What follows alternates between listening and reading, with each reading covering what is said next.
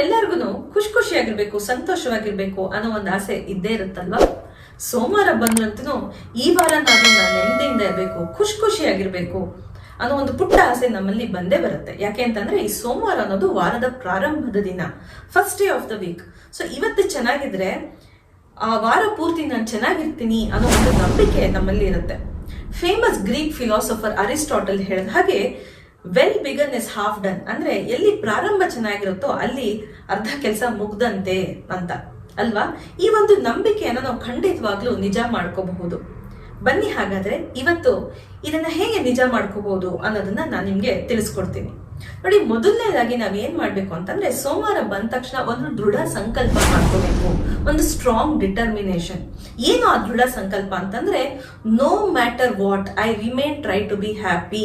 ಅಂದ್ರೆ ಇವತ್ತು ಏನೇ ಆದ್ರೂ ಪರವಾಗಿಲ್ಲ, ನಾನು ಸಂತೋಷವಾಗಿರೋದಕ್ಕೆ ಪ್ರಯತ್ನ ಪಡ್ತೀನಿ ಅನ್ನೋ ಒಂದು ದೃಢ ಸಂಕಲ್ಪ ಮಾಡ್ಕೋಬೇಕು. ಇದಕ್ಕೆ ಒಂದು ಪಾಸಿಟಿವಿಟಿ ಬೇಕು, ಒಂದು ಸ್ಟ್ರಾಂಗ್ ಮೈಂಡ್ ಸೆಟ್ ಬೇಕು. ಈ ಒಂದು ಸಂಕಲ್ಪ ಮಾಡ್ಕೊಂಡು ನಾವು ಆ ದಿನನ ಪ್ರಾರಂಭ ಮಾಡಬೇಕು. ನನ್ನ ಮಗಳು ಮದ್ವೆ ಆಗ್ತಾ ಇಲ್ಲ, ನನ್ನ ಮಗನ್ ಕೆಲಸ ಸಿಗ್ತಾ ಇಲ್ಲ, ಅಥವಾ ನನ್ನ ಆರೋಗ್ಯ ಚೆನ್ನಾಗಿಲ್ಲ, ನನ್ನ ಆರ್ಥಿಕ ಪರಿಸ್ಥಿತಿ ಚೆನ್ನಾಗಿಲ್ಲ ಅಂತ ಅನೇಕ ಚಿಂತೆಗಳು ಬರ್ತಾನೆ ಇರುತ್ತೆ. ಅಂತ ಆದ ತಕ್ಷಣ ನಾವು ಒಂದ್ ಕಡೆ ಸುಮ್ಮನೆ ಪೆಚ್ ಮುಖ ಹಾಕೊಂಡು ಚಿಂತೆ ಮಾಡ್ತಾ ಕುತ್ಕೊಂಡ್ಬಿಡೋದು ಮಾಡಿದಾಗ ನಾವು ಸಂತೋಷವಾಗಿರೋದಕ್ಕೆ ಹೇಗೆ ಸಾಧ್ಯ ಆಗುತ್ತೆ? ಏನೋ ಒಂದು ಸಮಸ್ಯೆ ಬರುತ್ತೆ, ಯಾರೋ ಏನೋ ಅಂತಾರೆ, ಖಂಡಿತವಾಗ್ಲೂ ಅವಾಗ ನಾವು ಡಿಸ್ಟರ್ಬ್ ಆಗ್ತೀವಿ, ಇಲ್ಲ ಅಂತಲ್ಲ. ಆದ್ರೆ ಅವಾಗ ನಾವೊಂದು ಕ್ವೆಶ್ಚನ್ ಹಾಕೋಬೇಕು. ನೋಡು, ನಾನು ಸಂತೋಷವಾಗಿರ್ಬೇಕು ಅಂತ ಒಂದ್ ಕಡೆ ಅನ್ಕೊಳ್ತೀನಿ, ಇನ್ನೊಂದ್ ಕಡೆ ಏನೋ ಒಂದು ಸಮಸ್ಯೆ ಬಂದ ತಕ್ಷಣನೇ ತುಂಬಾನೇ ಡಿಸ್ಟರ್ಬ್ ಆಗ್ಬಿಡ್ತೀನಿ. ಪರವಾಗಿಲ್ಲ, ಇದು ಸಹಜ. ಆದ್ರೆ ಎಷ್ಟೊತ್ತು ನಾನು ಡಿಸ್ಟರ್ಬ್ ಆಗಿರ್ಬೇಕು, ಎಷ್ಟೊತ್ತು ಅಂತ ನಾನು ಚಿಂತೆ ಮಾಡ್ಬೇಕು, ಎಷ್ಟೊತ್ತು ಅಂತ ನಾನು ಡಲ್ ಆಗಿರ್ಬೇಕು, ಬೇಜಾರ್ ಮಾಡ್ಕೊಂಡಿರ್ಬೇಕು ಅನ್ನೋ ಒಂದು ಪ್ರಶ್ನೆನ ನಾವು ಹಾಕೋಬೇಕು. ಆಗ ಖಂಡಿತವಾಗ್ಲೂ ನಮ್ಗೆ ಉತ್ತರ ಸಿಗುತ್ತೆ. ಒಂದ್ ಸ್ವಲ್ಪ ಹೊತ್ತು ಮಾತ್ರ ನಾನು ಬೇಜಾರ್ ಮಾಡ್ಕೊಂಡಿರೋಣ, ಆಮೇಲೆ ಮತ್ತೆ ನಾನು ಖುಷಿಯಾಗಿರೋದಕ್ಕೆ ನಾನು ಪ್ರಯತ್ನ ಪಡೋಣ, ಅದನ್ನ ಮರಿಬಾರ್ದು, ಒಂದು ಸಂಕಲ್ಪ ಮಾಡ್ಕೊಂಡಿದೀನಿ ಅನ್ನೋ ಒಂದು ರಿಮೈಂಡರ್ನ ನಾವು ಹಾಕೋಬೇಕು. ಆಗ ಖಂಡಿತವಾಗ್ಲೂ ಪ್ರತಿ ಸರಿ ನಾವು ಬೇಜಾರು ಮಾಡ್ಕೊಂಡು ಜಾಸ್ತಿ ಹೊತ್ತು ಕುತ್ಕೊಂಡಾಗ ಒಂದು ರಿಮೈಂಡರ್ ನಮ್ಮ ತಲೆಯಲ್ಲಿ ನಮ್ಗೆ ಗೊತ್ತಿದ್ದಂಗೆ ಬರುತ್ತೆ.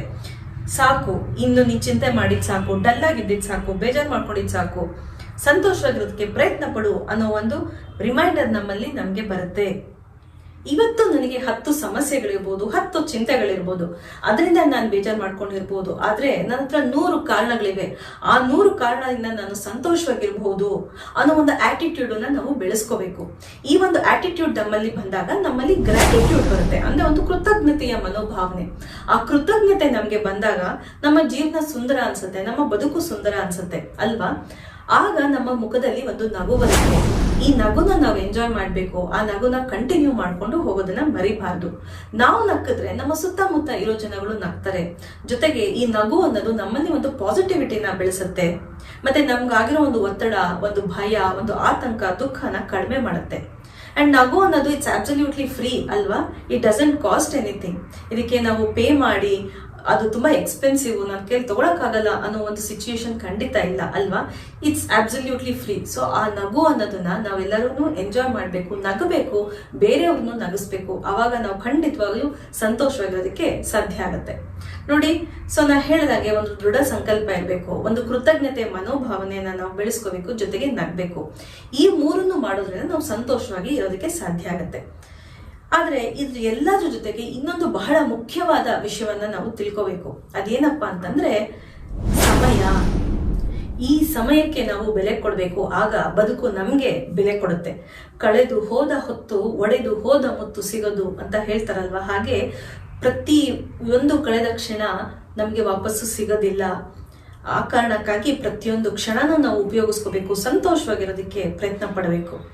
ಇಲ್ಲ ಅಂತಂದ್ರೆ ಮುಂದೆ ನಮ್ಮಲ್ಲಿ ಪಶ್ಚಾತ್ತಾಪ ಉಳ್ಕೊಂಡ್ಬಿಡುತ್ತೆ, ಜೊತೆಗೆ ಗಿಲ್ಟು ಕಾಣುತ್ತೆ. ಸೊ ಆ ಕಾರಣಕ್ಕಾಗಿ ಟೈಮ್ ಅನ್ನ ವೇಸ್ಟ್ ಮಾಡದೆ ಅದನ್ನ ಸದುಪಯೋಗ ಮಾಡೋದನ್ನ ನಾವು ಕಲ್ತ್ಕೋಬೇಕು. ಸೋಷಿಯಲ್ ಮೀಡಿಯಾದಲ್ಲಿ ರೀಲ್ಸ್ ನೋಡ್ಕೊಂಡು, ಪೋಸ್ಟ್ ನೋಡ್ಕೊಂಡು ಎಷ್ಟೊಂದು ಟೈಮ್ನ ಕಳೆದ್ ಬಿಡ್ತೀವಿ. ಆದ್ರೆ ಕಳೆದಾದ್ಮೇಲೆ ಏನಾಗುತ್ತೆ, ನಮ್ಗೆ ಖುಷಿ ಆಗುತ್ತಾ, ಸಂತೋಷ ಆಗುತ್ತಾ? ಇಲ್ಲ, ಕಾಡುತ್ತೆ ಗಿಲ್ಟು. ನಾನು ಹೆಂಗೆ ಟೈಮ್ ವೇಸ್ಟ್ ಮಾಡ್ಬಿಟ್ಟೆ ನೋಡು, ಎಷ್ಟೊಂದು ಕೆಲಸಗಳಿದೆ ಆಗ್ಲಿಲ್ಲ ಅನ್ನೋ ಒಂದು ಗಿಲ್ಟು, ರಿಗ್ರೆಟ್ ಎರಡೂ ಕಾಡುತ್ತೆ ಅಲ್ವಾ. ಸೊ ಆ ಕಾರಣಕ್ಕೆ ಟೈಮನ್ನು ವೇಸ್ಟ್ ಮಾಡದೆ ಅದನ್ನ ಚೆನ್ನಾಗಿ ಬಳಕೆ ಮಾಡಿಕೊಂಡು ನಾವು ಏನೊಂದು ರೊಟೀನ್ ಹಾಕೊಂಡಿದೀವಿ, ಒಂದು ದಿನಚರಿ ಹಾಕೊಂಡಿದೀವಿ, ಅದ್ರ ಕಡೆ ಗಮನ ಇಟ್ಕೊಂಡು ಅದನ್ನ ಮಾಡಬೇಕು. ಜೊತೆಗೆ ನಾನು ಸಂತೋಷವಾಗಿ ಇರಬೇಕು ಅನ್ನೋ ಒಂದು ಸಂಕಲ್ಪ ಮಾಡ್ಕೊಂಡಿದ್ದೀನಿ, ಅದಕ್ಕೆ ನಾನು ಟೈಮನ್ನ ಯೂಸ್ ಮಾಡ್ಕೋಬೇಕು ಅನ್ನೋ ಒಂದು ಸ್ಥಿತಪ್ರಜ್ಞತೆ ನಮ್ಮಲ್ಲಿ ಇರಬೇಕು. ಆಗ ಖಂಡಿತವಾಗ್ಲೂ ನಾವು ಸಂತೋಷವಾಗಿ ಇರೋದಕ್ಕೆ ಸಾಧ್ಯ ಆಗತ್ತೆ. ಸೊ ಒಂದು ದೃಢ ಸಂಕಲ್ಪ, ಒಂದು ಕೃತಜ್ಞತೆ ಮನೋಭಾವನೆ ಹಾಗೂ ಒಂದು ನಗು, ಜೊತೆಗೆ ಟೈಮ್ ಬಗ್ಗೆ, ಒಂದು ಸಮಯದ ಬಗ್ಗೆ ಒಂದು ಬೆಲೆ, ಇದನ್ನ ನಾವು ಬೆಳೆಸ್ಕೊಂಡ್ರೆ ಖಂಡಿತವಾಗ್ಲೂ ನಾವು ಜೀವನದಲ್ಲಿ ಖುಷಿಯಾಗಿರ್ಬೋದು. ಈ ಒಂದು 5 ಗುಣಗಳನ್ನ ನೀವು ಎಸ್ಪೆಷಲಿ ಸೋಮವಾರದಂದು ಪ್ರಯತ್ನ ಪಡಬೇಕು. ಈ ಮಂಡೇ ಬಂದ ತಕ್ಷಣ ಇದು ನಿಮ್ ಗಮನಕ್ಕೆ ಹೋಗ್ಬೇಕು. ಆಗ ನೀವು ವಾರ ಪೂರ್ತಿ ನೀವು ಸಂತೋಷವಾಗಿರೋದಕ್ಕೆ ಸಾಧ್ಯ ಆಗತ್ತೆ ಅಂತ ಹೇಳ್ತಾ ಇವತ್ತು ನಾನು ಈ ಸಂಚಿಕೆಯನ್ನ ಮುಗಿಸ್ತಾ ಇದ್ದೀನಿ. Stay happy, stay healthy. Thank you.